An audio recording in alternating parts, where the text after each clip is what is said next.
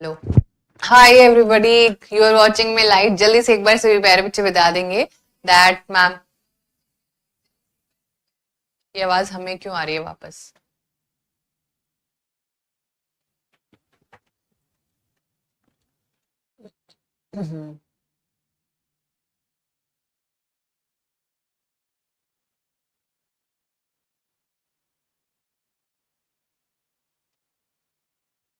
I think अब सही है। हाँ, okay. Good morning everyone, good morning Kaushambi, Ayesha, Aarti. चलिए चलिए, दीपू, श्री, शिवानी, संदीप, शिवराज, निकिता, नम्रता, ओमी। चलिए, गुड मॉर्निंग सभी बच्चों को। गुड मॉर्निंग प्रिया, गुड मॉर्निंग सभी प्यारे बच्चों को, बहुत सारी गुड मॉर्निंग। करते हैं क्लास को स्टार्ट। कैसे हैं आप सभी? बहुत बढ़िया, कोई दिक्कत परेशानी? ठीक है, चलिए, good morning and lots of good morning. मस्त हो, तंदुरुस्त हो?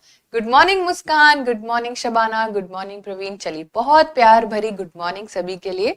दिल्ली में बहुत ज्यादा पोल्यूशन हो रहा है, तो अगर आप दिल्ली के रहने वाले हो तो भैया थोड़ा घर पे ही रहो, है ना। हम तो आते हैं तुम्हारे लिए क्योंकि हमारा तो पेपर है ना, हमें तो पढ़ना है।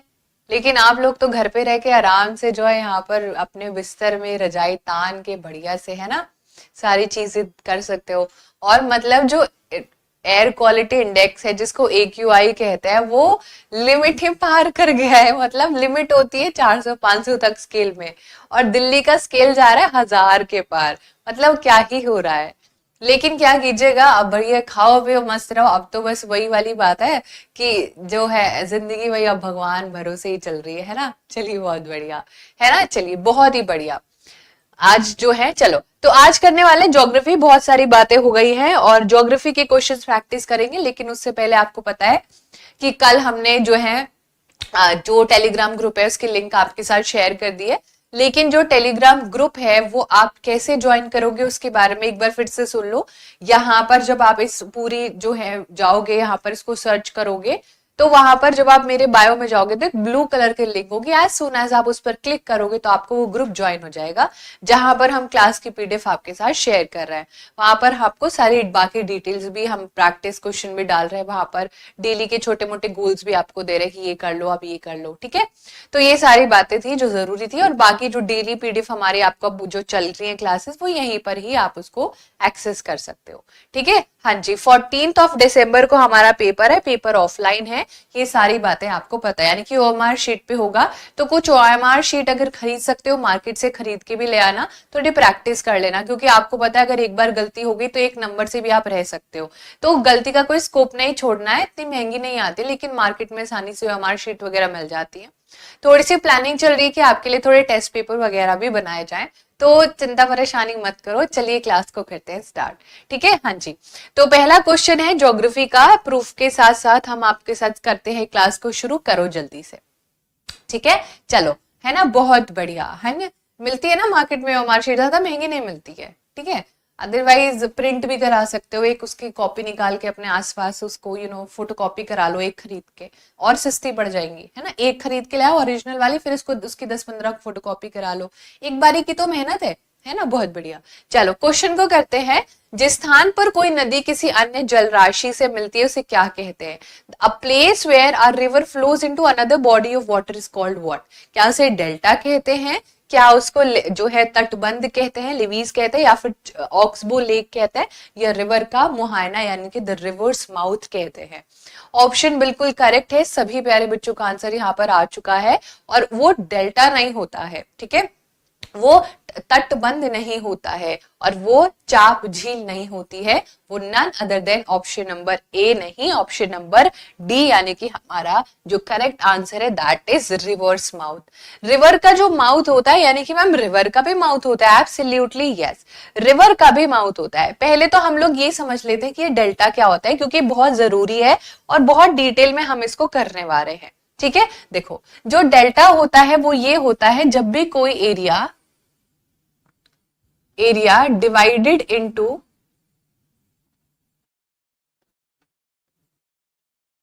स्मॉलर रिवर्स, एक तरीके से जो एरिया है वो छोटे छोटे नदियों में बढ़ जाता है, वो डेल्टा होता है। अगर आपसे कोई पूछे अगर आपसे कोई पूछे कि डेल्टा कैसा दिखता होगा, मान लीजिए रिवर आ रही थी और ये रिवर बहुत सारे डायरेक्शंस में जब बट जाती है तो इसको हम लोग क्या कहते हैं, इस प्रकार से जो दिखती है वो हमारा डेल्टा होता है। और जो फिर हमारा लेवीज बचता है यानी कि जो तटबंध बचता है, ये आपको पता ही है कि किसी भी, मान लो कि ये हमारा पानी है ना, और हमने यहाँ पर कुछ चीज उठा के बना दी है इस प्रकार से यहाँ पर, या फिर इस प्रकार से हमने उठा के बना दी और पानी को हमें क्या करना है, फ्लडिंग से रोकता है। ये जो हमारा लिमीज होता है, तटबंध होता है, ये हमें किससे रोकता है, ये एक थोड़ा सा छोटू सी दीवार होती है, तो इसको हम लिखते हैं low wall built to prevent flooding.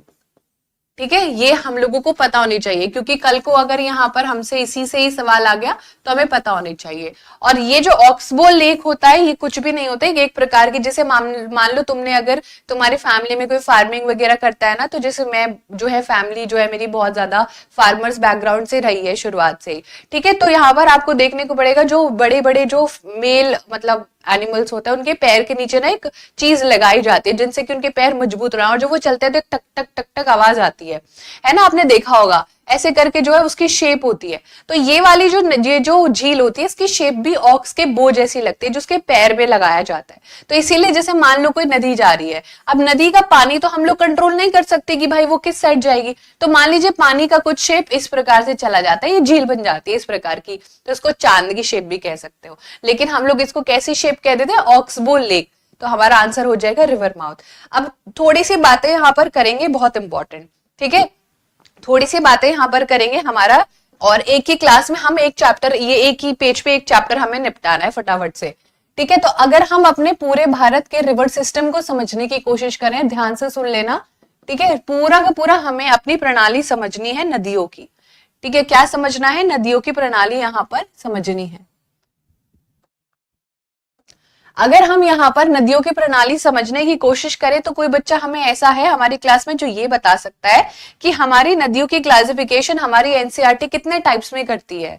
चलिए, हाँ, खुरी भी बोलते हैं उसको बहुत सारे लोग, है ना, बहुत बड़े घोड़े के भी लगती है वो, जब वो चलता है तो जो ठक ठक आवाज आती है। अभी बता रहे कौन से चैप्टर से आया, दिक्कत परेशानी मत लो। एग्जैक्टली हमारा जो रिवर सिस्टम है वो दो टाइप का है, या तो हमारी रिवर्स क्या होंगी, या तो हमारी रिवर्स हिमालय से निकल रही होंगी, जिसको कि मैम हम हिमालय रिवर सिस्टम कह सकते हैं। क्या कह सकते हैं, हिमालय रिवर सिस्टम कह सकते हैं। या फिर जो हमारे रिवर्स होंगी वो कहां से निकल रही होंगी, वो पेनिनसुलर भारत से निकल रही होंगी। ठीक है, कहां से निकल रही होंगी, पेनिनसुलर भारत से, प्रादीपीय भारत से वो लोग निकल रही होंगी। ठीक है, अब आपको ये पता होना चाहिए कि कौन से रिवर हिमालय होती हैं और कौन से रिवर पेनिनसुलर रिवर होती है। अब एक मैप बनाएंगे छोटा सा और उसको समझने की कोशिश करेंगे।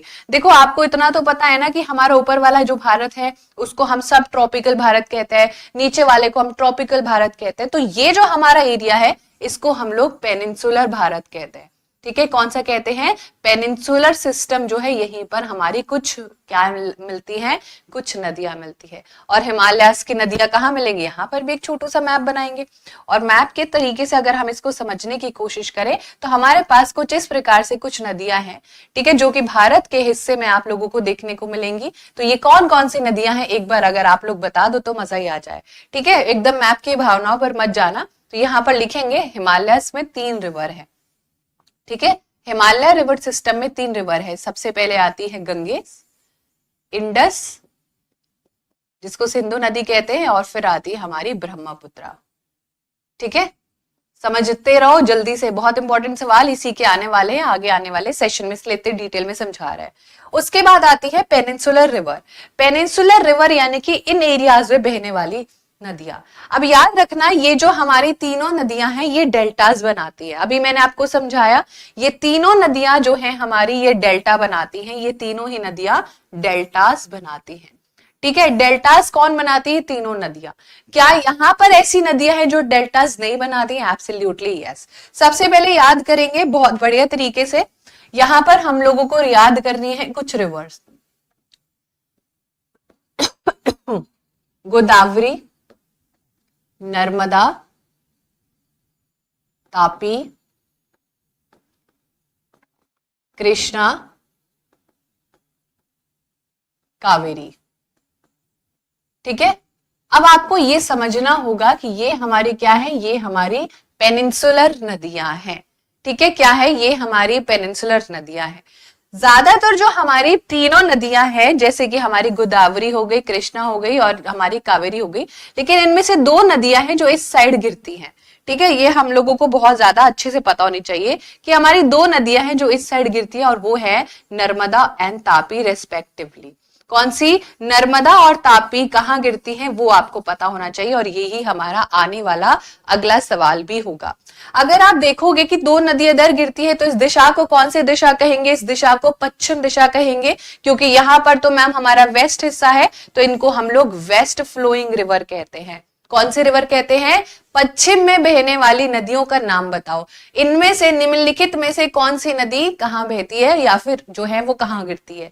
अब आपको ये तो दिखाई दे रहा है कि मैम यहाँ पर तो बे ऑफ बंगाल है, यानी कि बंगाल की खाड़ी है। तो अगर हमसे पूछा जाए कि निम्नलिखित में से कौन सी नदी बंगाल की खाड़ी में नहीं गिरती है, तो भी आपको जो सवाल पता होना चाहिए। तो भी आपको यहाँ पर बताना चाहिए कि निम्नलिखित में से अरब सागर में कौन गिरती है। ठीक है, तो यहाँ पर आपको समझना होगा, इस साइड अगर बे ऑफ बंगाल है तो इस साइड अरब की खाड़ी है, जिसको हम लोग अरेबियन सी कहते, अरब सागर है सॉरी, और जिसको हम लोग अरेबियन सी कहते हैं। ठीक है, तो बाकी सारी ईस्ट फ्लोइंग हो गई, और दो ही भारत में ऐसी नदियां हैं जो वेस्ट फ्लोइंग है, जो पश्चिम में गिरती है, और इनके पास अलग क्वालिटी भी है कि ये डेल्टा नहीं बनाती हैं, ये दोनों एस्चुरी बनाती हैं। एस्चुरी मतलब ये होता है, बस बेसिकली इतना डिफरेंस है कि जब कोई भी साफ पानी नमकीन पानी से मिल रहा है तो वो बहुत आराम से मिल रहा है, क्योंकि ये रेन फेड होती है। रेन यानी कि बारिश, वर्षा जो होती है, मैं नहीं, जो बारिश होती है सचमुच की, तो उसके कारण वर्ष इसमें ज्यादा पानी होता नहीं है, तो ये आराम से आती है और आराम से पानी में, यानी कि अपना जो मेन सोर्स है जो समुद्र, उससे मिल जाती है। लेकिन यहाँ पर इतना प्रेशर होता है, इतना प्रेशर होता है कि जो नदी ऐसे आई और गिर गई, लेकिन ये डेल्टास बनाती है, डिफरेंट डिफरेंट डायरेक्शंस में फैल जाती है। ये रिवर सिस्टम अगर आपने बढ़िया से समझ लिया, एक भी सवाल नहीं रुकने वाला है। इससे ही आप 10 से 15 क्वेश्चन बना सकते हो। ठीक है, जल्दी से बताओ, दिक्कत परेशानी, कोई दिक्कत परेशानी? बहुत बढ़िया, बहुत ही बढ़िया। Yes, there is Luni river और माही रिवर एज वेल, जो हमारी वेस्ट में बहती है। ठीक है, बहुत बढ़िया। अब जल्दी से यहाँ पर देख लेते, जो अभी हमने क्वेश्चन इतना डिटेल में करा है वो आया कहां से है। ये हमारा चैप्टर है, ये हमारा छोटू सा चैप्टर है रिवर करके, है ना, जो हमारी किताब है आर एनवायरमेंट, उसमें से ये चैप्टर है रिवर करके, उसमें से ये हमारे को देखने को मिल जाएगा। यहीं पर ही हमारा जो सवाल था वो तो बहुत ही सिंपल सा हमसे पूछा गया था, लेकिन हमने उसके आगे तक का भी प्रिपेयर कर लिया। तो अगर आप यहाँ पर देखोगे तो यहीं पर सारा जो है आपको डिटेल देखने को मिलेगी। पढ़ लेते हैं आपके लिए। The place where a river flows into another body of water is called river's mouth. ठीक है, क्या कहा जाता है ये पूरा आपको यहाँ पर पता होना चाहिए। Numerous tributaries join the Amazon river to form the Amazon basin, और दुनिया का सबसे बड़ा बेसिन भी हम लोगों को अमेज़न बेसिन ही दिया हुआ है। बेसिन क्या होता है, जब आप हाथ धोते हो तो आप बोलते हो कि वॉश बेसिन में हाथ धोने जा रहा हो या हाथ धोने जा रहे हो, है ना, तो वो पानी का एक निकास है। इसी प्रकार से नदियों का भी निकास का एक प्रकार होता है, और दुनिया का सबसे बड़ा बेसिन अमेज़न बेसिन ही है। ठीक है, ये बात आपको यहाँ पर पता होनी चाहिए। ठीक है, तो ये हमारा चैप्टर है आर एनवायरमेंट्स में जो है हमारी क्लास का, और ये हमारा चैप्टर रिवर में सारी डिटेल दी गई है। इस चैप्टर से यहाँ पर दो ही चीजें पूछी जाएंगी, या तो जो भी हमारे कीवर्ड्स होंगे जो रिवर से रिलेटेड होंगे, ठीक है, वो हमें डिटेल में करना है इस चैप्टर से। जो भी कीवर्ड्स होंगे, भाई हमारा डेल्टा क्या होता है, हमारी एस्चुरी क्या होती है, फिर हमें यहाँ पर पता होना चाहिए कि यहाँ पर लॉन्गेस्ट नहीं, जो लार्जेस्ट डेल्टा है, so largest basin of river, largest river basin of the world. ठीक है, ये दो सवाल यहाँ पर आपको देखने को मिल जाएंगे। इस सवाल से घुमा घुमा के भी पूछा जाता है, यहाँ पर ये पूरा का पूरा दिया हुआ है। ठीक है, चलिए अगला सवाल करते हैं, काफी डिटेल में कर लिया, फटाफट से बताओ क्या होगा आंसर। अगर थोड़ा सा भी सेशन यहाँ पर, हाँ, दुनिया का सबसे बड़ा delta Sundarban delta Bay of Bengal में ही बनता है। बहुत बढ़िया। डेल्टास मतलब पूरा का पूरा फैलाव होगा, अगर आप गूगल पे सर्च करोगे ना डेल्टा तो आप एकदम समझ जाओगे। ठीक है, चलो क्वेश्चन को करो फटाफट से।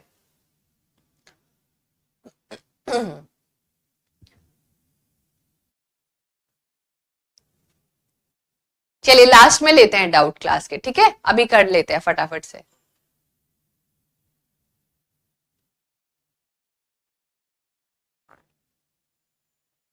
ठीक है, बहुत बढ़िया। चलिए करिए क्वेश्चन को। क्या कह रहा है आपसे, consider the following list of characteristic and identify the type of forest. निम्न सूचीबद्ध लक्षणों पर विचार कीजिए और वनों के प्रकार की पहचान कीजिए। ठीक है, ये वन बहुत थिक होते हैं, संघन होते हैं और सालों भर इनमें वर्षा होती है। रोजवुड, इबोनी, महोगनी इस प्रकार के वनों के महत्वपूर्ण वृक्ष इसमें होते हैं। अच्छा, कौन से हैं ये बताना है। ये इक्वेटर और क्लोज टू ट्रॉपिक्स होते हैं। अब बताओ जल्दी से, कोई भी बता देगा, लेकिन उससे पहले हमें थोड़ी सी बातें यहाँ पर करनी है। पहले हम ये देखते हैं कि ये जो हमारा पूरा चैप्टर है ना, ये जो हमारा पूरा चैप्टर है भाई, ये आप लोगों ने करना है बहुत ही डिटेल में। ये जो हमारा चैप्टर आप लोगों को देखने को मिल रहा है, इसमें ही हमारे ट्रॉपिकल एवरग्रीन के बारे में सारी बातें दी गई है, जो कि यहाँ पर आपको दिख रहा होगा। Therefore they always appear green and are called evergreen forest, जो कि आपने देखा भी होगा। महोगनी, इबोनी, रोजवुड देसी का होता है। अंडमान एंड निकोबार आइलैंड में मिलता है, नॉर्थ ईस्टर्न स्टेट में मिलता है, यहाँ पर बहुत बारिश हो रही है। लेकिन ये कहाँ नहीं मिलता है वो हमें जानना बहुत जरूरी है। बिल्कुल सुमन बेटा, बहुत ही बढ़िया करेक्ट आंसर है। अब ध्यान से सुन लो, ये पहले तो ये चैप्टर है बहुत इंपॉर्टेंट।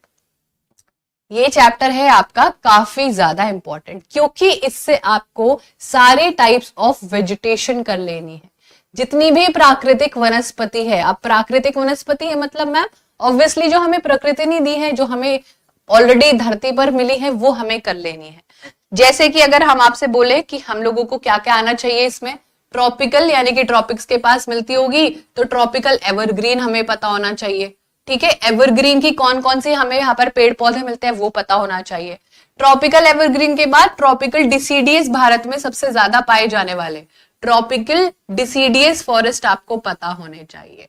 ठीक है, कॉनिफेरस आपको पता होने चाहिए, इसी चैप्टर में सब कुछ दिया हुआ है। अभी कॉनिफेरस क्या होता है, जिनमें कि आपको क्या दिखेगा, जैसे कि क्रिसमस ट्री जैसा कोन दिखेगा। अभी कहाँ मिलेंगे, हम जब सड़क पे जाते हैं हमें दिखता है, हमें दिल्ली में दिख रहा है ये पेड़, क्या दिख रहा है, नहीं दिख रहे हो, मिलेंगे। ठीक है, उसके बाद आपको क्या मिलेंगे, आपको फिर टेम्परेट रीजन्स के कुछ देखने को मिलेंगे, और कुछ हमें कैक्टस वगैरह जो है वो एरिड एरिया में देखने को मिलेंगे, यानी कि शुष्क जो एरिया होता है। ये कुछ हमारे कैटेगराइजेशन हमें एकदम पता होने चाहिए। ठीक है, बहुत ही बढ़िया। ठीक है, तो ये हमारा यहाँ पर दिया हुआ है। अब डिसीडियस के बारे में कल को वो पक्का सवाल पूछेंगे, आया भी हुआ है। अगर ये सवाल 2022 में आया है तो फिर अगला क्वेश्चन जो है आने वाला है डिसीडियस के बारे में, और लाइन टू लाइन आएगा एनसीईआरटी से, तो पढ़नी तो पड़ेगी एनसीईआरटी। अब ट्रॉपिकल डिसीडियस के बारे में थोड़ी बातें जान लो। ये जो फॉरेस्ट होते हैं ये हमारे भारत के सबसे ज्यादा हिस्से मिलते हैं, इनको मॉनसून फॉरेस्ट कहते हैं, क्योंकि मैम ये मॉनसून पर डिपेंड होते हैं। ये ज्यादा घने नहीं होते, ये अपने जो क्या बोलते हैं पत्ते हैं वो गिरा देते हैं पर्टिकुलर टाइम पर। इसमें साल, टीक, पीपल, नीम और शीशम मिलता है। ये भारत के मध्य प्रदेश, उत्तर प्रदेश, बिहार, झारखंड और उड़ीसा में पाए जाते हैं। महाराष्ट्र में भी हल्के हल्के मिलते हैं। तो किसकी बात हो रही है, डिसीडियस की बात हो रही है। ठीक है, कॉनिफेरस कहां मिलेंगे, जल्दी से गैस करो, फटाफट से बोलो, कॉर्निकोरस कहां मिलेंगे मैम, ऑब्वियसली हिमालयाज में मिलेंगे, है ना, हिमालयाज में मिलेंगे। ये हमारे कैसे होंगे, टॉल होंगे, इनकी हाइट काफी लंबी लंबी सी होगी। टेम्परेट एरिया जहां पर बहुत ठंड होगी, ग्रासलैंड्स होंगे, है ना। जैसे अगर आपने कोई देखा हो कि आपके घर पे कोई घूमने गया हुआ हो, कोई मतलब दोस्त वगैरह आपके, और वो बहुत फोटो वोटो डालता है, जो वहां पे बैठ के एकदम टेंट वेंट कैंपिंग कर रहा है, सीधा मैदान दिख रहे होते हैं। और एरिड एरिया कहाँ मिलेंगे, एरिड एरिया आपको Rajasthan and parts of Gujarat में मिल जाएंगे, जहां पर आपको क्या देखने को मिलेंगे, कैक्टस देखने को मिल जाएगा, छोटे छोटे से पौधे देखने को मिल जाएंगे, है ना। बस यही पूरी कहानी थी। चलो अब फिर से करते हैं इस सवाल को। तो यहाँ पर हमारा क्या मिल जाएगा, ये चैप्टर पढ़ लेना बहुत जरूरी है। तो ऐसे फॉरेस्ट जहां पर हमेशा ही बारिश रहती है, पता ही नहीं चलता है कि उनका पतझड़ हो रहा है, वो कौन से होते हैं, वो ट्रॉपिकल एवरग्रीन होते हैं, जिनका नाम ही सदाबहार, एकदम सदाबहार हरा भरा रहता है ना। बहुत बढ़िया आफरीन बेटा।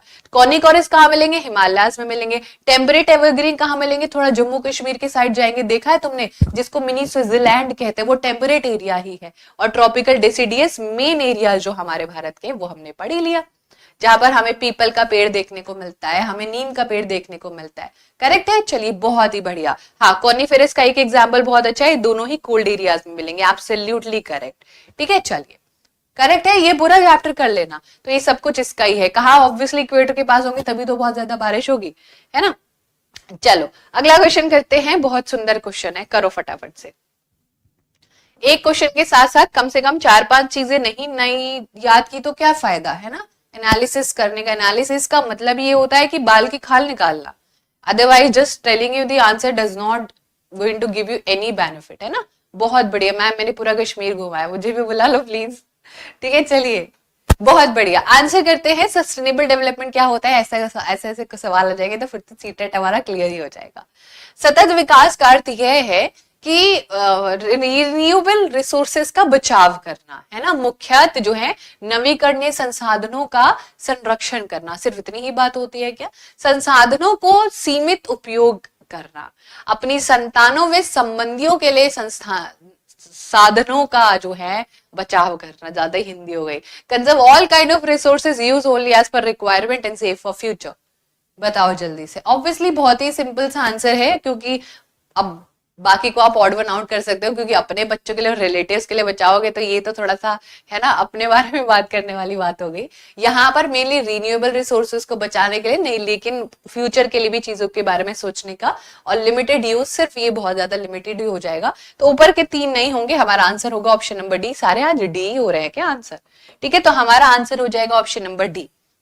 सस्टेनेबल डेवलपमेंट का मतलब ये होता है एक आप ऐसा विकास कीजिए कि मेरा भी काम चल जाए, पड़ोसी का भी काम चल जाए, और आने वाले जो जनसंख्या होगी उनका भी यहाँ पर काम चल जाए। लेकिन इतना तो पढ़ के हम लोग आगे नहीं बढ़ने वाले। ऐसा कौन बच्चा है जो हमें ये बताएगा कि सस्टेनेबल डेवलपमेंट सबसे पहली बार कहां पर यूज किया गया था? ठीक है, अक्कड़ बक्कड़ बम्बे बो करेंगे तो डी जीत जाएगा, किस्मत अच्छी होगी तो पेपर में ऐसा हो जाए तो मजा ही आ जाएगा। ठीक है, चलिए जल्दी से बताएंगे कि सबसे पहले, बिल्कुल यहाँ पर आंसर आ गया है, बहुत ही बढ़िया। तो साल था 1992। 1992 में जो है मीटिंग होती है, और ये मीटिंग कहाँ हुई थी ये आपसे पूछा जा सकता है। ये मीटिंग हुई थी रियो डी जनेरियो, ब्राजील। ठीक है, ब्राजील को क्या कहा जाता है तुम्हें तो पता ही होगा, तुम तो बड़े शानदार। इस मीटिंग में जो है बात करी गई थी पहली बार सस्टेनेबल डेवलपमेंट को बहुत ज्यादा एम्फेसाइज करने की। इसको अर्थ समिट के नाम से भी जाना जाता है। कल को तुमको वो पूछ लेगा कि अर्थ समिट किससे लेना देना रखता है, तो आपको पता होना चाहिए। इसमें लगभग 100 से अधिक देशों ने यहाँ पर पार्टिसिपेट किया था, और एक सबसे इंपॉर्टेंट एजेंडा निकाल के लेके आए थे। कोई बच्चा है जो हमें एजेंडा बता सकता है? एब्सोल्युटली करेक्ट, ये हमारा निकाल के लेके आए थे एक एजेंडा। एजेंडा यानी कि एक उद्देश्य था इनका, और ये चाहते थे एजेंडा 21 निकालना। ये कहानी ऐसा नहीं है कि हमारे से 7th 8th से शुरू जाती है और 12th तक खिंच जाती है आराम से। तो मेक श्योर अब मुझे ये कौन बताएगा कि ये 21 क्या रिप्रेजेंट कर रहा है? क्या इसमें 21 एजेंडा थे? क्या इसमें क्या था कि इसका नाम 21 रखना पड़ा? 22 भी तो रख सकते थे। चलिए जल्दी से बताएंगे सभी प्यारे बच्चे। हाँ बहुत बढ़िया, क्या था, क्या रिप्रेजेंट कर रहा था ये 21? कोई बच्चा है जो मैं बता सकता है?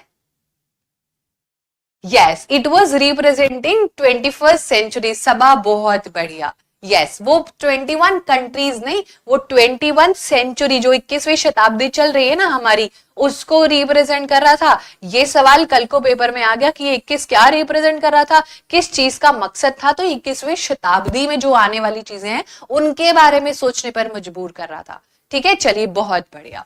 तो ये हमारा क्वेश्चन हो गया बहुत ही सुंदर तरीके से। बढ़ते हैं आगे अपने अगले सवाल पर। बताओ जल्दी से, आइडेंटिफाई करो continent on the basis of the given statement. क्या दिया हुआ है कि ये जो है लॉन्गेस्ट रिवर है। अच्छा, ये तो हमें एक बारे में पता चल गया। और यहाँ पर विश्व का सबसे बड़ा मरुस्थल यानी कि आपका लार्जर डेजर्ट भी मिलता है, और इसका आधा हिस्सा नॉर्दर्न हेमिस्फेयर में और आधा हिस्सा सदर्न हेमिस्फेयर में। बताओ भाई आंसर क्या होगा? जल्दी से बताओ आंसर क्या होगा? ये तो मैम हम आंखें बंद करके भी कर सकते हैं। बिल्कुल सही है, ज्यादा इसके बारे में हम लोग डिटेल में नहीं जाएंगे। इसमें अफ्रीका आपको मिल जाएगा आंसर। अफ्रीका हमारा बिल्कुल करेक्ट आंसर है। अच्छा ये तो बता दो, दुनिया की सबसे बड़ी नदी है कौन सी? बिल्कुल सही बात है, ऐसा ही हमारा कॉन्टिनेंट है जो नदर्न हेमिस्फेयर और सदर्न हेमिस्फेयर में आधा आधा लाई करता है। चलो एक बार नदी का नाम बता दो। यस, इट इज नील नदी, है ना। क्या है? नील नदी है हमारी। बहुत बढ़िया। इसकी लेंथ बता सकता है कोई? इसकी लेंथ बता सकता है कोई हम लोगों को? और जो हमारा डेजर्ट है वो कौन सा है? सहारा। जैसे बुढ़ापे को कौन सी कहावत होती है? वो बुढ़ापे का सहारा, है ना, वो वाला सहारा। उसके बाद ये हमेशा क्या है, आपको जो है भारत का अगर हम बात करें, ये हमारा विश्व है, ये सदर्न हेमिस्फेयर है, हेमिस्फेयर मतलब अभी सर्कल नहीं है, आधा अर्ध गोल है ये, और ये हमारा नॉर्दर्न हेमिस्फेयर है। अच्छा जरा बताना इंडिया कौन से हेमिस्फेयर में लाई करता है, इंडिया कौन से हेमिस्फेयर में, ऊपर की नीचे? ठीक है, बहुत बढ़िया,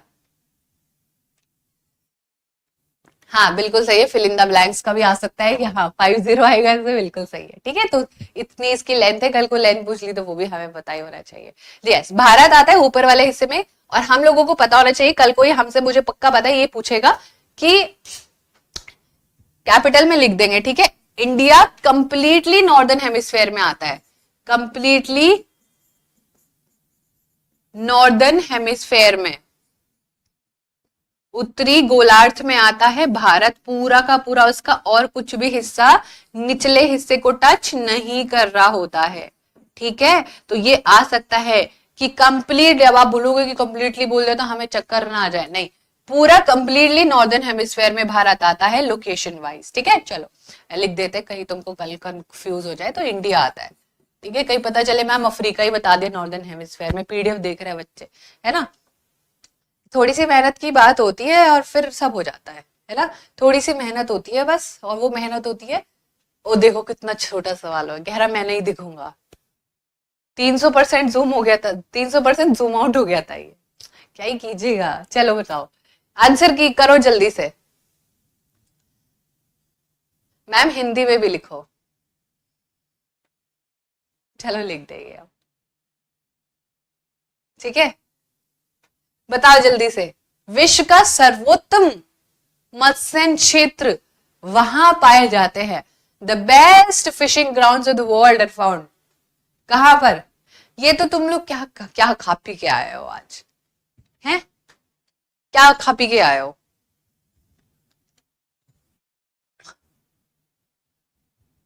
क्या खा पी के आए हो भाई? वह जहां टाइटैनिक डूबी थी उसी के पास, you are a good question. चलिए बहुत बढ़िया, चलो करते हैं इसको, है ना। देखो अब फिशिंग ग्राउंड कहां पर क्या अच्छे होंगे, इसके पहले हम आपको समझा देते हैं, फिर हम तुम्हें दोबारा ऑप्शन दिखाएंगे। ठीक है, अब मुझे देखो तुम्हारा खाना है कि मैम हमें ना दिन की 2 रोटी चाहिए, थोड़े बहुत चावल मिल जाए, दाल मिल जाए तो मजा ही आ जाए, है ना। आपका भी तो ऐसे मन होता होगा कि आज तो मम्मी ने छोले भटूरे बनाया, बड़ा ही मजा आ जाएगा। ऐसे ही जो है आपको समझना होगा कि अगर ये हमारा ओशन है, ठीक है, अब ये जो हमारा ओशन है, इस पर यानी कि अगर ये ओशन मान लो थोड़ा बड़ा बनाते हैं, है ना, थोड़ा और अच्छे से समझाते हैं तुम लोगों को, और एक बारी में बहुत बढ़िया से समझाते हैं। अब आपको इतना तो पता है कि हमारा अर्थ जो है वो कुछ इस शेप में है।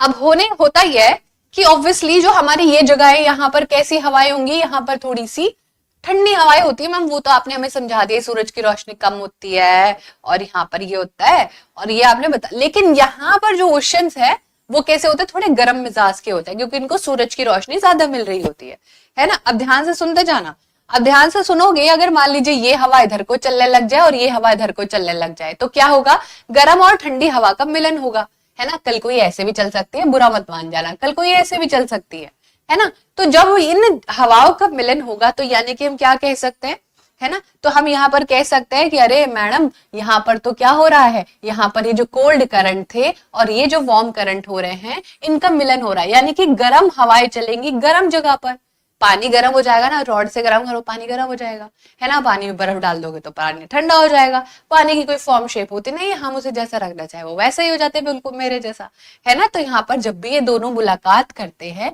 वहां पर क्या होता है, वहां पर ऑर्गेनिज्म होते हैं छोटू छोटू से, जो हम आपको नहीं आंखों से नहीं देख सकते, कि अरे समुद्र में नहाने जा रहे थे और वो ऑर्गेनिज्म हमें दिख जाए। देखो यहाँ पर कुछ ऑर्गेनिज्म होते हैं जिनको कहते हैं प्लैंकटन, क्या कहते हैं, प्लैंकटन कहते हैं, और ये प्लैंकटन फूड होते हैं फिश का, ये खाना है हमारी फिशेस का। ये कैसे दिखता है, ये व्हाइट कलर के दिखता है, एकदम गीले गीले से दिखते हैं, बहुत छोटू छोटू से माइक्रो ऑर्गेनिज्म होते हैं, बहुत बढ़िया, और ये गोलू गोलू सा बना लेते हैं, और ये हमारी जो फिश है, मान लो ये हमारी, हमारी फिश कैसे बनाते थे बचपन में, ऐसे ना, हाँ ये हमारी फिश है और ये फिश का खाना है। तो जहां पर भी वार्म और कोल्ड ओशन करंट मिलते हैं वहां पर प्लैंक्टॉन्स की प्रोडक्शन होती है, और जहां पर प्लैंक्टॉन्स की प्रोडक्शन होती है वहां पर मछली अपना खाना लेने चले जाती है।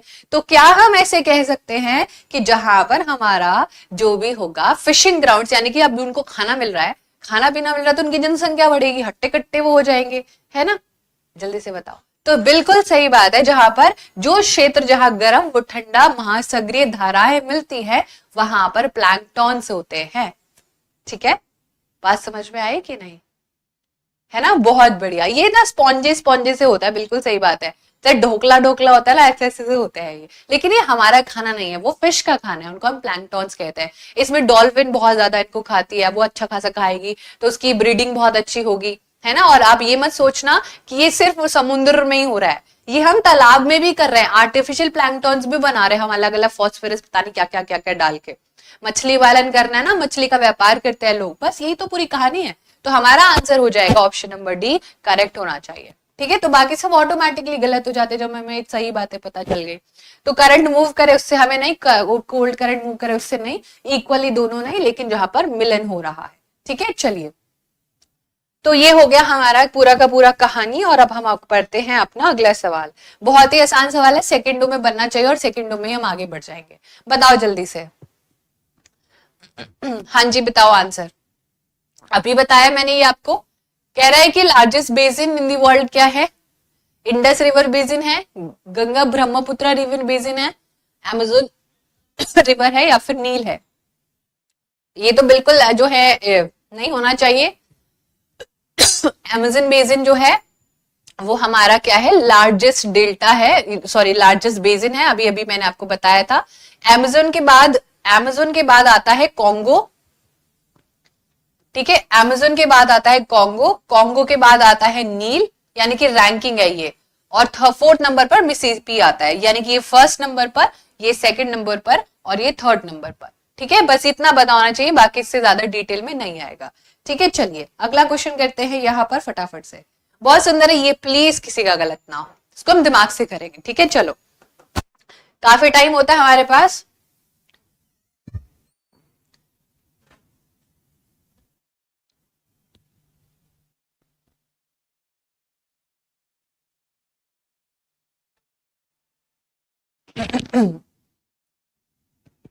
चलो भाई बताओ जल्दी से, आंसर बताएंगे। चलो करते हैं इसको, है ना, करा हुआ है ये हमने, थोड़ा सा नहीं करा हुआ है, लेकिन कुछ कुछ लैंग्वेज इसकी हमने करी हुई है। एग्जैक्टली ये क्वेश्चन नहीं करा हुआ है, 2022 का सवाल है, 2022 का सवाल है, लेकिन इसको घुमा फिरा के मैम बहुत बार पहले भी पूछा गया है। चलो एक बार करते हैं इसको। ठीक है, अब देखो क्या लिखा हुआ है, दो स्टेटमेंट पढ़ते हैं। डेज और night on earth are due to revolution of the earth. नीचे भी यही लिखा हुआ है कि दिन और रात जो होता है वो ड्यू टू रोटेशन होता है, यानी कि ए और बी में से एक ही सही होगा, दोनों सही हो ही नहीं सकते हैं। उसके बाद हमें कहा जा रहा है कि लॉन्गेस्ट डे और शॉर्टेस्ट नाइट 21 जून को होती है नॉर्दर्न हेमिस्फेयर में। बताओ, इसको समझे। देखो, पहली बात तो आपको ये पता होगा कि ए और बी में से सही निकाल लेते हैं।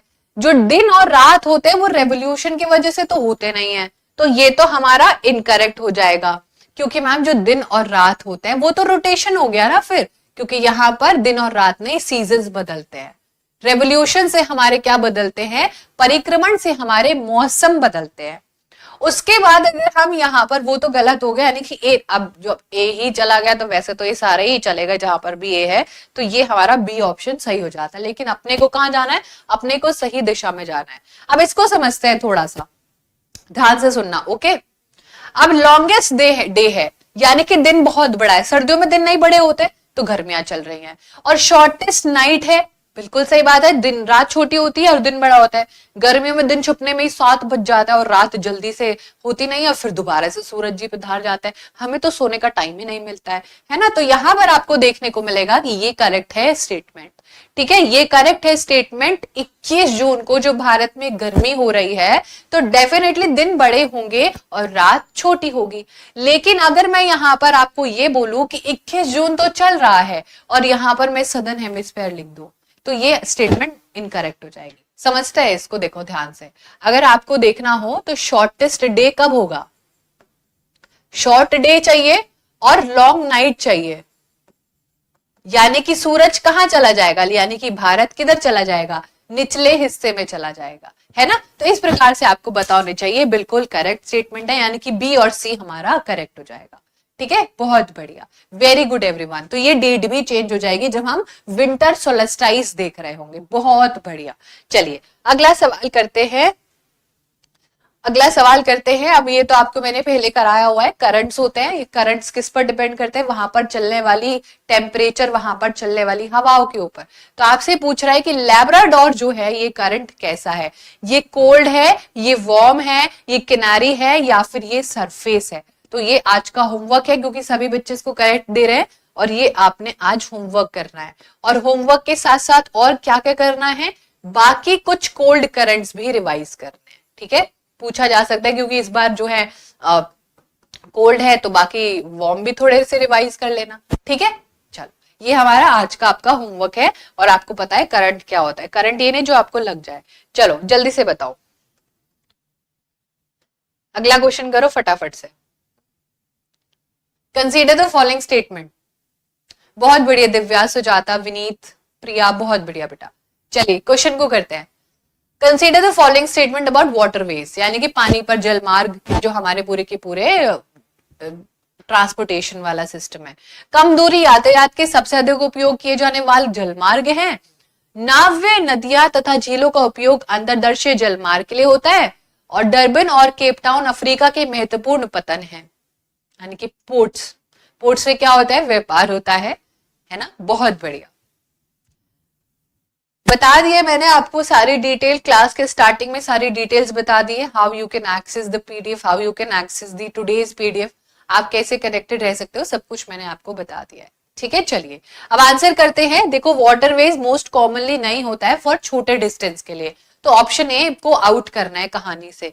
और वैसे ही सेम ऑप्शन उसमें भी दिए हुए है कि हमें ए को आउट करना है, क्योंकि मैम ऑब्वियसली हमारा ट्रांसपोर्टेशन कैसा होता है, अगर हम छोटे डिस्टेंस पर जाना चाहते हैं तो हम या तो ऑटो से जाएंगे, साइकिल से जाएंगे, बाइक से जाएंगे, गाड़ी से चले जाएंगे ज्यादा से ज्यादा, लेकिन पानी से तो नहीं जाएंगे। अरे आप, फिर मैंने आपको वही एग्जांपल दे रहा है सेम टू सेम जो मैंने प्रीवियस क्लासेस में दिया, अरे चप्पू निकालो, है ना, और अपनी तलवार से जा रहे हैं आप पूरे जो है चप्पू चला के, नहीं ना, that's not the common thing that we do in our usual life. तो यहाँ पर आपको पता होना चाहिए कि ट्रांसपोर्टेशन शॉर्ट डिस्टेंस नहीं बल्कि लंबे डिस्टेंस के लिए, पूरा सी वॉयज निकालता है, इससे ऐसे पूरा बैठ के जाते हैं हम लोग, तो ये नहीं होगा। और जैसे ये नहीं होगा तो बाकी तीन ऑप्शन आउट हो जाएंगे हमारी कहानी से। लेकिन हमें पता होना चाहिए कि जो नेविगेबल रिवर्स होते हैं वो ऑब्वियसली जो झील है उन पर ये चलाए जाते हैं। आपको पता है ना कि जो गाड़ियां वगैरह आप यूज करते हो, मारुति सुजुकी की गाड़ी अगर आप यूज कर रहे हो या फिर होंडा की गाड़ी आप यूज कर रहे हो, ये मेड इन इंडिया नहीं, बाहर से गाड़ी आती, कैसे आती, पानी से ही चल के आती है। ऐसा तो है नहीं हवाई जहाज में गाड़ी लेके आ रहा है ना, तो पानी वाले रास्ते से ही आते हैं, और आप तक और मेरे तक भी पानी वाले रास्ते से ही पहुंच रही होती है बहुत बार, या सड़क से भी पहुंच रही होती है। तो ऐसे भारत के पास भी 4 वाटरवेज है जो आ रहे हैं, हमें तो पता ही नहीं था, अरे है।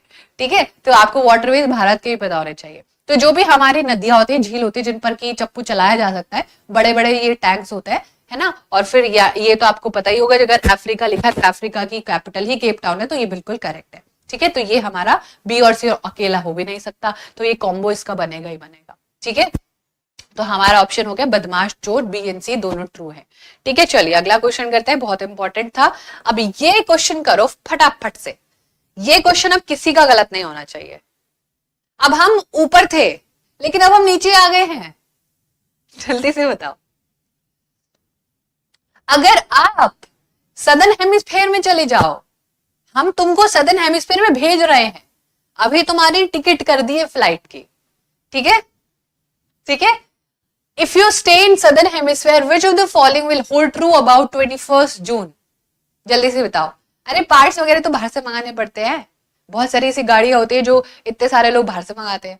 दुबई से भाई उनकी गाड़ी आ रही है, किससे बातें कर रहे हो तुम, कैसे आ रही है, हवाई जहाज में लटका के लेके आ रहे हैं, बताओ आंसर। हम तुमको तो सदर्न हेमिस्फेयर में भेज रहे हैं अभी के अभी, हम पूछेंगे भी नहीं किसी से, भेज देंगे सीधा। लेकिन तारीख सेम रखी हमने, 21 जून है, हमने तुमको नॉर्दर्न हेमिस्फेयर भारत से उठा के नीचे भेज दिया, है ना, नीचे भेज दिया, जाओ ऑस्ट्रेलिया घूम के आओ। तो अब आपको क्या मिलेगा, लॉन्गेस्ट डे मिलेगा, शॉर्टेस्ट। अरे ये तो भारत ऊपर हो रहा है ना, ये तो नहीं हो सकता है आंसर, ये तो अभी ऊपर हो रहा है, ये तो आंसर नहीं हो सकता। दोनों बराबर मिलेंगे, ये भी नहीं हो सकता है। ठीक है, अब बताओ शॉर्टेस्ट डे होगा और एक दिन ही नहीं छिपेगा, निरंतर प्रकाश का अनुभव रहेगा। क्या अनुभव जो है, ऐसा अनुभव तो हमें नहीं चाहिए। तो क्या होगा, शॉर्टेस्ट डे हो जाएगा, लॉन्गेस्ट नाइट हो जाएगी।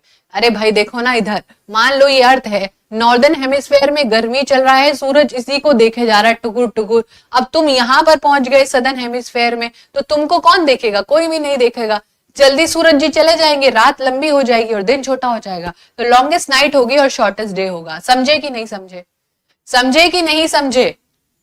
इसी का ही ऑपोजिट अगर हम तुमको सदर्न हेमिस्फेयर में भेज दे, नहीं नॉर्दर्न हेमिस्फेयर में भेज दे, तो आंसर बताओ। नॉर्दर्न हेमिस्फेयर में भेज दिया, वापस तुम्हारी टिकट कर दी बुक, चलो बताओ। अब गए तो अरे यहां पर दोबारा से कुछ अब गड़बड़ हो गई। अब आंसर बताओ, अब आंसर ए हो जाएगा, बिल्कुल सही बात है। अब क्या हो जाएगा, मैम वापस भेज दिया तो फिर दिन लंबा हो गया, फिर से हम लोगों की नींद पूरी नहीं होगी, तो फिर अब ए हो जाएगा। लेकिन इसका सही जवाब है ऑप्शन नंबर सी। ठीक है, करेक्ट है। चलिए बहुत बढ़िया, करो सवाल। What lies at 66 degree half north of the equator? Mansi बेटा आंसर बताएंगे जल्दी से, हाँ फिर ए हो जाएगा। ठीक है, बताओ। Arctic circle, Antarctic circle, tropic of Capricorn, tropic of Cancer. Samiksha, Harsh, प्रिया, सोनी, आफरीन। आफरी आफरी, बहुत बढ़िया नाम है यार, मैं अपना नाम रख लू आफरी। ठीक है, काश मुझे 10वीं दोबारा करने का मौका मिले तो मैं तो अपना नाम बदल लूं सेकंडों से पहले। ठीक है, चलिए बहुत बढ़िया। अब इसका एक फोटो दिखा रहे हैं तुमको, फिर आप इसके 70 और 75 कितने भी सवाल बना लेना, आप सब निकाल लोगे। ये हमारा चैप्टर है इंडिया लोकेशन वाला, पूरा से पूरे चीजें पता होना चाहिए। देखो इसको पूरे मैप को लेके आए तुम्हारे लिए पेश करने के लिए, ताकि एक भी रुपए का डाउट तुम्हें ना रहे। देखो ये है हमारा पृथ्वी, है ना, हमारा पृथ्वी, इस पे हम पढ़ रहे हैं, अभी हम क्लास कर रहे हैं, इसी पे बैठे हैं अभी हम। देखो ये तो हमारा जो है उत्तरी गोलार्ध हो गया, ये आपको पता है ये हमारा उत्तरी गोलार्ध है, ये हमें पता है सदर्न हेमिस्फेयर है, इतना तो हमने पढ़ लिया। ये हमारी मेरिडियन से लॉन्गिट्यूड की, ये हमारा साउथ पोल है, ये हमारा नॉर्थ पोल है, ये हमारे पैरेलल्स ऑफ लैटिट्यूड है, इतना हम मैम बहुत बढ़िया से समझ चुके हैं। ठीक है, अगर हमें यहाँ पर पूछा गया है कि मैम हम लोगों से 66 नॉर्थ पूछा गया है, यानी कि नॉर्दर्न हेमिस्फेयर का हम उत्तरी दिशा ले लेंगे, तो हमारा आंसर होगा आर्टिक सर्कल। क्योंकि 90 डिग्री तो हो नहीं सकता, 90 डिग्री पर तो पोल है, एकदम स्ट्रेट लाइन है, ये देखो 90 डिग्री बन गया, और इधर भी क्या है, साउथ पोल है। अब 90 से पीछे जाएंगे, 89, 88, 87, 86, ऐसे पहुंचते पहुंचते हम 66 पर पहुंच गए, 66 एंड हाफ पर पहुंच गए। तो हमें सदर्न डायरेक्शन में, यानी कि जो हमारी दक्षिण डायरेक्शन है, उधर अपने को एंटार्क्टिक सर्कल मिलता है। क्या मिलता है, एंटार्क्टिक सर्कल। फिर ट्रॉपिक ऑफ कैप्रिकॉर्न नीचे मिलता है यहाँ पर, फिर इक्वेटर मिल जाता है, और फिर हमारा भारत, जो हमारे भारत को दो हिस्सों में डिवाइड करने वाली लाइन, ट्रॉपिक ऑफ कैंसर, वो 23 डिग्री 26 जो है मिनट नॉर्थ में मिलता है। तो हमसे क्या पूछा है, आइए देवी और सज्जनों वो पूछते हैं, हमसे पूछा है इक्वेटर का नॉर्थ है और 66/आधा डिग्री, ट्रॉपिक ऑफ कैंसर होगा, बिल्कुल भी नहीं होगा, 23 डिग्री पर आता है। ट्रॉपिक ऑफ कैप्रिकॉर्न होगा, 23 डिग्री पर आता है, लेकिन दक्षिण दिशा में आता है। आर्टिक सर्कल होगा, ये एंटार्क्टिक साउथ होता है। ये तो नॉर्थ पूछा है ना, उत्तरी पूछा है, ऑप्शन नंबर सी करेक्ट हो जाएगा। ठीक है, बताओ कोई दिक्कत परेशानी, फिर से देख लो।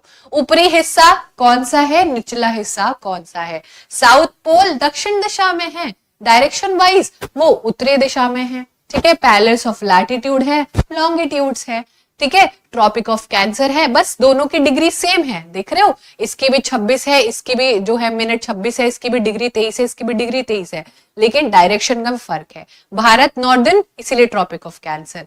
ये यहाँ पर क्या है, दक्षिण दिशा है, यहाँ पर आर्टिक सर्कल। अब बताओ आंसर, ये मान लो क्वेश्चन हम बदल देते हैं, क्वेश्चन बदल रहे हैं, और यहाँ पर अब बताओ आंसर क्या होगा, बताओ आंसर, बताओ आंसर चेंज हो जाएगा। मैम आपने जब डायरेक्शन नहीं बदल दी तो सब कुछ चेंज हो जाएगा। तो आंसर एंटार्क्टिक, नीचे वाला हिस्सा, दक्षिण में पाए जाने वाला दक्षिण ध्रुव व्रत जो है वो हो जाए। लेकिन सवाल क्या है, नॉर्थ, तो आर्टिक सर्कल हो जाएगा। ठीक है, पूरा पढ़ा है, बहुत बढ़िया से कर लेना इसको, सवाल को बहुत आता है इससे सवाल। ठीक है, एक दिन वो ग्रीनविच टाइम वाला कंसेप्ट भी पूरा पढ़ाता है। जब नेक्स्ट टाइम ज्योग्राफी की क्लास करेंगे तो वो जो ग्रीनविच टाइम है ना, यहाँ पर ये टाइम हो रहा है तो वहां पर क्या टाइम हो रहा होगा, वो पूरा कंसेप्ट कराएंगे एक पेज पर। ठीक है, चलिए अगला क्वेश्चन करते हैं फटाफट से। एस्टेरॉइड्स के बारे में सवाल आ गया है, क्षुद्र ग्रहों के। Consider the following statement for asteroids. ये सूर्य की परिक्रमा करते हैं। Sometimes they come near the earth and tend to drop upon it. कभी कभार ये पृथ्वी के नजदीक आ जाता है और इस पर गिरने की कोशिश करता है, गिर भी जाता है। ये मंगल ग्रह में बृहस्पति ग्रह की कक्षाओं के बीच में पाए जाते हैं, मार्स और जुपिटर। बताएं भाई आंसर जल्दी से, बहुत बढ़िया।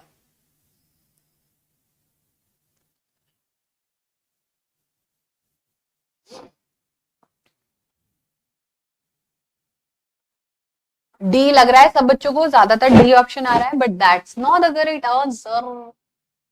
ठीक है, चलो, ये गिरते नहीं है, मीटियोर्स गिरने की कोशिश करता है, शुद्ध ग्रह नहीं गिरता है। That's not the correct answer. देखो, ये सूर्य की परिक्रमा लगाते हैं, बिल्कुल लगाते हैं। ये सूर्य की परिक्रमा लगाते हैं, बिल्कुल लगाते हैं, बिल्कुल करेक्ट बात है। ये हमारे सूर्य की चक्कर लगाते हैं, क्योंकि जब ये प्लैनेट्स के चारों तरफ घूमते हैं तो प्लैनेट्स भी तो सूर्य के चारों तरफ घूम रहे हैं, तो ये भी लगा लेते हैं चक्कर एक तरीके से। ठीक है, ये हमारे पृथ्वी के नियर नहीं आते हैं, they do not tend to drop upon it. वो मीटियोर्स होते हैं जो गिरने की कोशिश करते हैं और वो मेसोस्फेयर में ही जल के राख हो जाते हैं। ठीक है, तो ये आपको यहाँ पर पता होना चाहिए कि ये गिरते नहीं है। तो यहां अगर अब बताओ, अगर बी इनकरेक्ट हो जाता है तो क्या हम इसको पूरे सवाल को बना सकते थे? तो बी नहीं होगा, बी नहीं होगा और बी नहीं होगा। सिंपल सी बात है। यस, ये ऑर्बिट्स मार्स और जुपिटर के बीच में मिलते हैं, एब्सोल्युटली यस। मान लो जब हम पूरी चैप्टर करते हैं ना, मान लो ये हमारा जो है सन है ना, और ये हमारा ऐसे पूरा मर्क्यूरी हो गया है ना, वीनस हो गया, अर्थ हो गया। तो मान लो जब हम ऐसे करें तो ऐसे ऐसे मिलता है, छोटू छोटू से। ठीक है, ऐसे ऐसे छोटू छोटू से मिलता है। अब इनको प्लैनेट्स तो नहीं कह सकते ना कि क्षुद्र ग्रह को, इतने छोटे होते हैं, क्षुद्र है जिनका नाम है ना, जो कि बहुत छोटू छोटू से होता है। बस यही हमारी कहानी थी जो हमें पता होनी चाहिए। ठीक है, चलिए आपका सही था। अच्छा, एक बार ये बताओ, आउटर प्लैनेट्स की एक शॉर्ट ट्रिक बताइए, वो बताओ जल्दी से, रिवाइज करो। आउटर प्लैनेट्स, जो बाहरी प्लैनेट्स, उनकी एक शॉर्ट ट्रिक बताइए। आउटर क्या है? प्लैनेट हमारे गैलेक्सी से बाहर है, ये हमारे मिल्की वे गैलेक्सी से बाहर मिलते हैं क्या? चलो जल्दी से बताओ।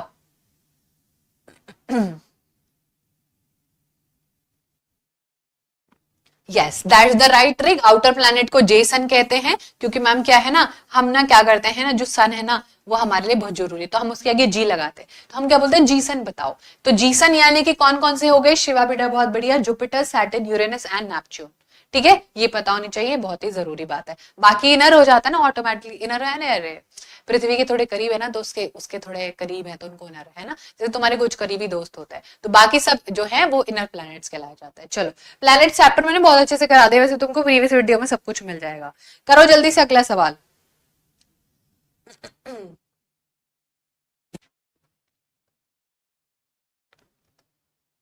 Read the following question, read the following question.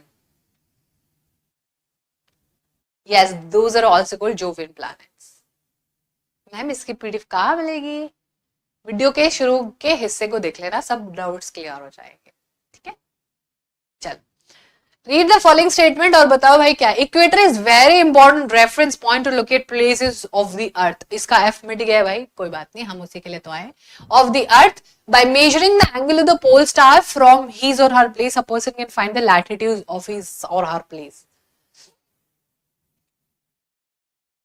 बिल्कुल करेक्ट है दोनों या फिर सिर्फ एक सही है?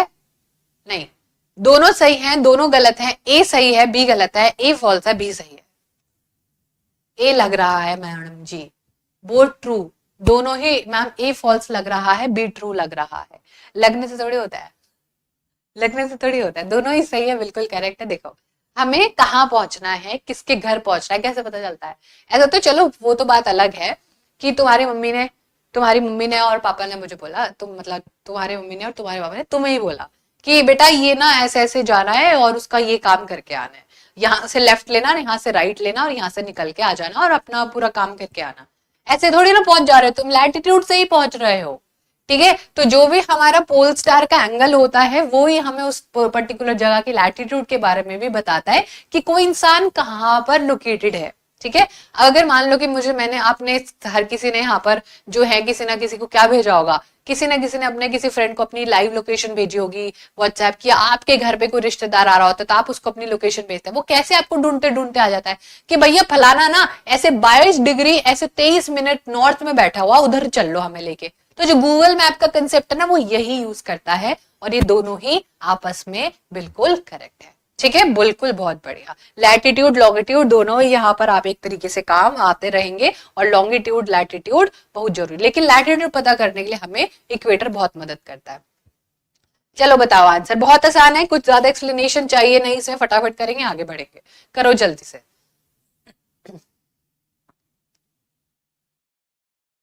ठीक है अंकुश, मैंने बाकी जो पीडीएफ्स है वो अब ग्रुप में जो है यहाँ पर ठीक है शेयर कर दिए, तो टेलीग्राम की जो लिंक है वो आपको वीडियो के शुरू में बता दी कैसे मिलेगी, तो आप सारी पीडीएफ एक्सेस कर सकते हो वहां पर। ओके चलिए अगला क्वेश्चन करते हैं, which of the following should be taken to ensure sustainable development करना है। Sustainable development Rio Janeiro summit हुआ था, 8 समिट कहते हैं उसको, 100 से अधिक देश आए थे 1992 में। अधिनियम जो एक तरीके से निकाला था, देखो भाई कुछ कर लो वरना आगे आने वाले जनसंख्या ऐसे बिना जो है रिसोर्सेज के रह जाएगी। तो कहा जाता है कि हमारा फोकस जो है वो रिन्यूएबल रिसोर्सेज पर होना चाहिए। Respect and care for those forms of life that are economically useful, या फिर हमें अपना एटीट्यूड बचा लेना चाहिए या फिर चेंज करना चाहिए। ये हमने पहले करा है लेकिन घुमा के करा है, सवाल को करा है ना पहले भी, बहुत बढ़िया। अब बताओ हमें सिर्फ रिन्यूएबल रिसोर्सेज पर फोकस करना चाहिए, मोर फोकस करना चाहिए, सिर्फ तो नहीं लिखा है मोर लिखा है, तो ये तो करेक्ट हो जाएगा। रिन्यूएबल कौन कौन सी होती है, solar energy, geothermal energy, wind energy, thermal energy, है ना, हाइड्रो इलेक्ट्रिसिटी, पानी से बनने वाली बिजली, ऑब्वियसली पानी खत्म नहीं होने वाला है ना, तो ये हमारी क्या है रिन्यूएबल रिसोर्स है जो कभी खत्म नहीं होने वाली। तो सस्टेनेबल डेवलपमेंट तो ये कहता है ना ऐसी चीजों का इस्तेमाल करो जो खत्म नहीं होने वाली, फॉसिल फ्यूल्स का ज्यादा इस्तेमाल मत करो, वो इन चीजों का ध्यान रखो और रिस्पेक्ट करो जो आर्थिक रूप से आपको वैल्यूएबल है। बच्चे तो आर्थिक रूप से फिर कुछ नहीं कमा रहे, उनका तो कोई योगदान नहीं, तो क्या उनको हम ऐसे छोड़ दे, ये हमारा इनकरेक्ट हो जाएगा। ठीक है, या फिर जो लोग रिटायर हो गए उनको ऐसे छोड़ दे क्या, उनकी केयर ना करें, तो ये भी हमारा इनकरेक्ट हो जाएगा। लेकिन हमें अपना व्यवहार और अभ्यास जो है वो उसमें परिवर्तन करने की जरूरत है। फालतू की लाइट जली हुई तो उसको बंद करने की जरूरत है, फालतू में एसी चला के बाहर चले गए, है ना, बिजली का बिल कौन भरेगा, है ना, कहावत याद है, कहावत बन गई है। तो ए और सी दोनों करेक्ट हो जाएंगे, अरे ये ए और सी दोनों करेक्ट हो जाएंगे और ए और सी हमारा ऑप्शन नंबर बी हो जाएगा। ठीक है, बी नहीं होगा तो बी को हमने करेक्ट मान लिया। समझे कि नहीं समझे, समझे कि नहीं समझे, आगे बढ़े, चलिए बहुत बढ़िया आगे बढ़ते हैं, फटाफट से क्वेश्चन को करते हैं। क्वेश्चन करो, ए और बी सही है गलत है भूवस चूज कर लो, आगे ऑप्शन दिखा देंगे, करो जल्दी से। Read the following statement about sustainable development. Sustainable development एक ऐसा प्रोसेस होता है जहां पर मैक्सिमम एक्सप्लॉयटेशन करो रिसोर्सेज की। In the absence of sustainable development, non-renewable can definitely get exhausted. Bharti बेटा बहुत बढ़िया, चलिए आंसर करेंगे सभी प्यारे बच्चे।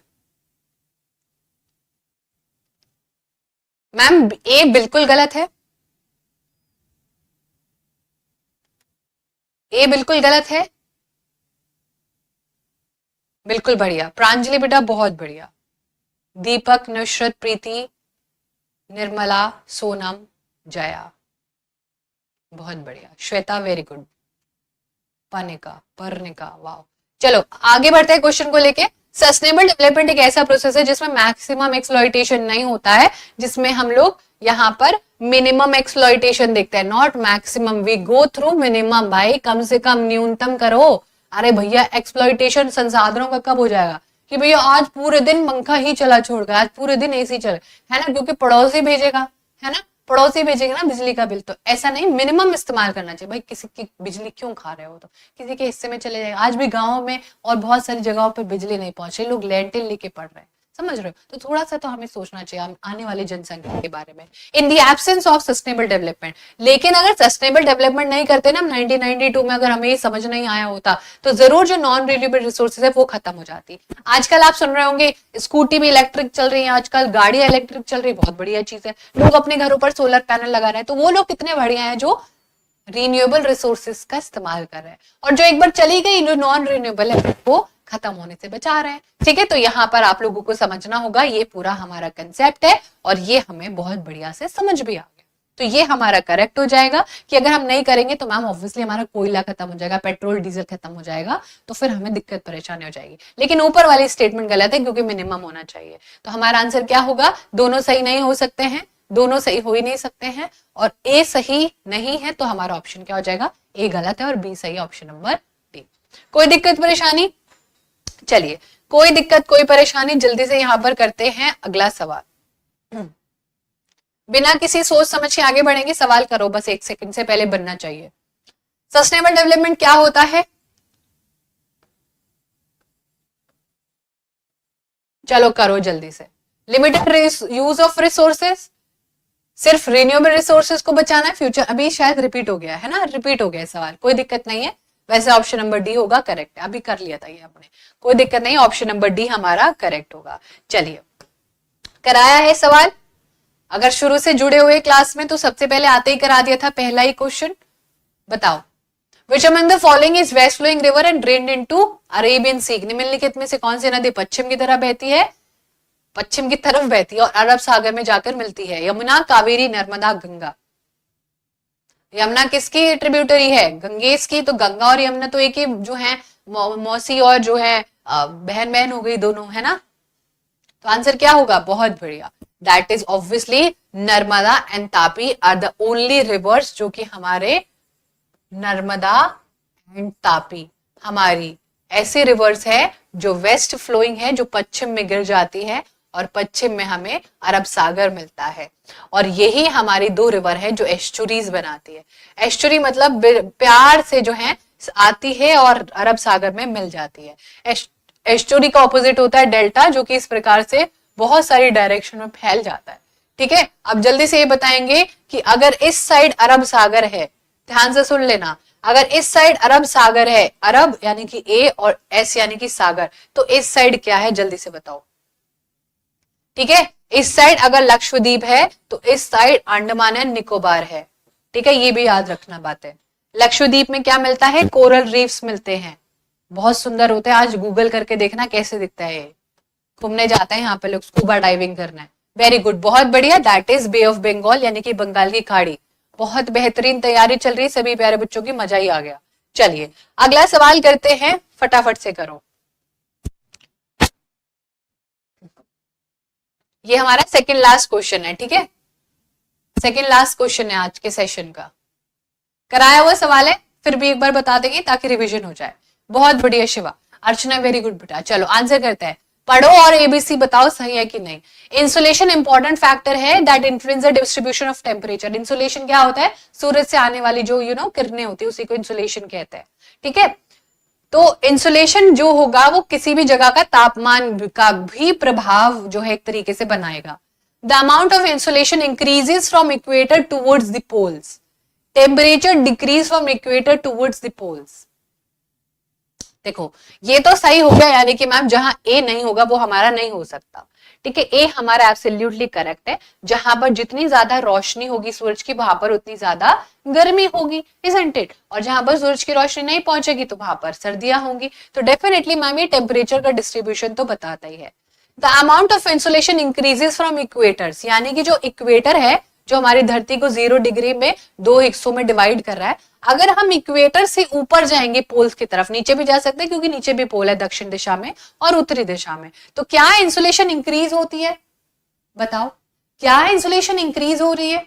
जल्दी से बताओ। नहीं हो रही है ना इंक्रीज, बल्कि मैम क्या हो रही है? इंसुलेशन डिक्रीज हो रही है। सबसे ज्यादा इंसुलेशन सूर्य की जो किरणें हैं वो इक्वेटर पर ही पड़ती हैं, तो यहाँ पर इंक्रीज नहीं, यहाँ पर डिक्रीज होगा। ठीक है, यहाँ पर इंक्रीज नहीं डिक्रीज होगा। The amount of insolation decreases from equator towards the pole.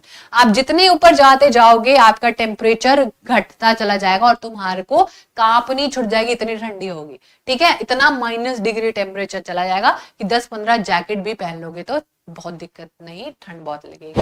Temperature decrease from equator towards the pole, ये बिल्कुल सही है। टेम्परेचर डिक्रीज हो जाता है जैसे हम इक्वेटर से पोल्स की तरफ जाएंगे। अभी 20 था, 18, 17, 16 और फिर -10, 20 और बहुत ठंडा हो जाएगा। तो ये करेक्ट है, यानी कि ए और सी जहां होंगे वो हमारा करेक्ट हो जाएगा। कोई दिक्कत, कोई परेशानी?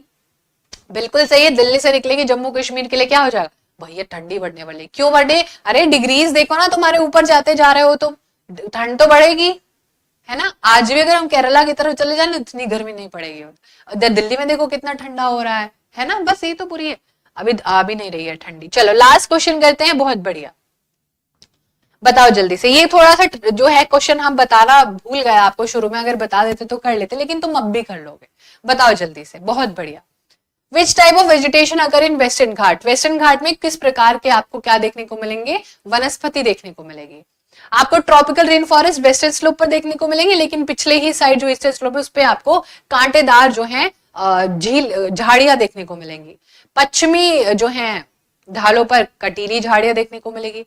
ट्रॉपिकल रेन फॉरेस्ट दोनों साइड देखने को मिलेगी, दोनों तरफ कांटे देखने को मिलेंगे, दोनों तरफ कांटे देखने को मिलेंगे।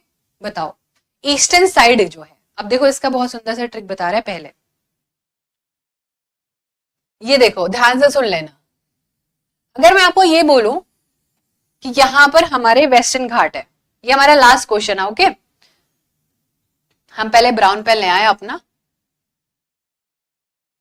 देखो अगर मैं आपको बोलूं कि ये जो हमारे वेस्टर्न घाट है, ठीक है, ये हमारे वेस्टर्न घाट है और हम इन्हीं वेस्टर्न घाट को भी यहां पर बना देते हैं।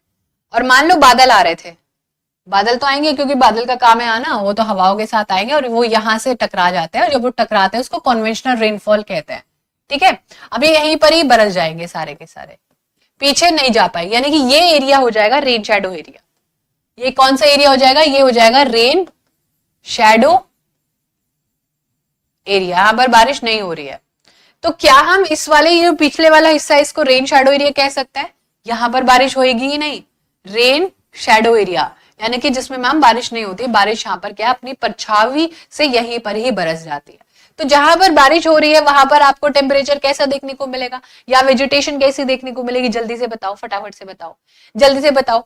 अगर मैं आपको बोलूं कि मैम यहाँ पर तो बारिश बहुत बढ़िया हो गई, ऐसे बादलों ने सारी रिमझिम यहीं पर ही कर दी, यहाँ पर बहुत तेज बारिश हो गई, तो यहाँ पर वेजिटेशन कैसी होगी? काफी रिच, काफी वनस्पति अच्छी होगी, रिच वेजिटेशन होगी, काफी हरा भरा होगा सब कुछ। लेकिन जो पिछला साइड होगा उसमें आपको छोटू छोटू से पौधे ही देखने को मिलेंगे और वो आपको बहुत बार सूखी सूखी सी झाड़ियां भी देखने को मिलेंगी, क्योंकि जहां पर पानी नहीं वहां पर झाड़ियां ही तो देखने को मिलेंगी। तो अब बताओ जल्दी से यहाँ पर आंसर क्या होगा? दोनों में बराबर हो नहीं सकता, आगे झाड़ियां हो नहीं सकती, पीछे हरा भरा हो नहीं सकता। ठीक है, ठीक है, जल्दी से बताओ, फटाफट से, फटाफट से बताओ। पश्चिमी घाट के किस वनस्पति पर अब आपको आंसर बताना है? एग्जैक्टली जल्दी से बताओ आंसर क्या होगा? ये हमारा tropical rain forest western slopes पर दिखेंगे और उसके पिछले साइड हमें जो है पूर्वी ढालों पर कटीली झाड़ियां दिखेंगी। यही हमारा करेक्ट है, क्योंकि मैम वेस्टर्न स्लोप्स पर यानी कि जो हमारा पश्चिमी है जहां पर बहुत ज्यादा बारिश हो रही है, जो साउथ वेस्ट मानसून वहां पर हो रहा है, उससे हमें कैसे झाड़ियां दिख सकती? झाड़ियां तो वहां होंगी ना जहां पर पानी ही नहीं है, पौधे को पानी दे नहीं रहे और सोच रहे हो कि हरा भरा हो जाए, ऐसे तो नहीं होता है। तो ये हमारा नहीं हो सकता। दोनों साइड रेन फॉरेस्ट नहीं मिल रहा है और दोनों साइड थ्रोनी बुशेस भी नहीं मिल रहे हैं, तो आंसर क्या हो जाएगा? बचा कुचा जो हमारा बचता है वो बचता है ऑप्शन नंबर ए, और हमारा ये आज का लास्ट क्लास था। ठीक है, सॉरी लास्ट क्वेश्चन था।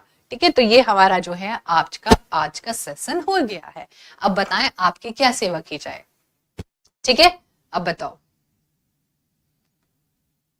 बहुत बढ़िया। हाँ, सेम जो है यही होता है राजस्थान एरिया में। अरावली के जो पिछले वाला हिस्सा है वो रेन शेड हो जाता है। अरावली के इधर ही सारी, मान लीजिए अरावली हिल से ही है और बादल आए और अरावली से टकरा के इधर ही हो गए, तो ये वाला जो हिस्सा होगा तो बारिश नहीं होगी, है ना, ये पूरा होता है।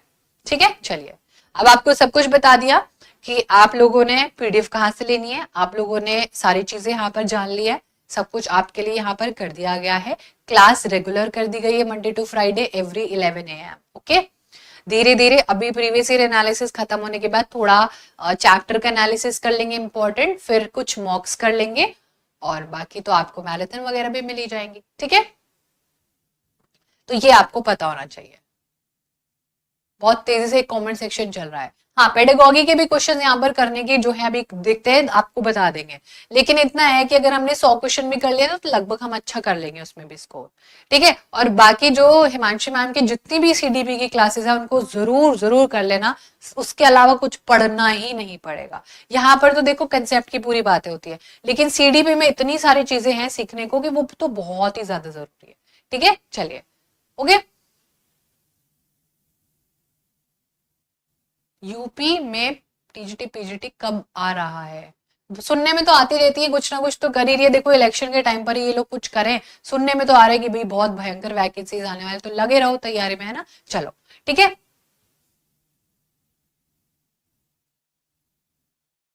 अरे डरने की कोई दिक्कत नहीं, पढ़ते जाओ बस। एंजाइटी क्या इतनी सुंदर बात है कि नेगेटिव मार्किंग नहीं है।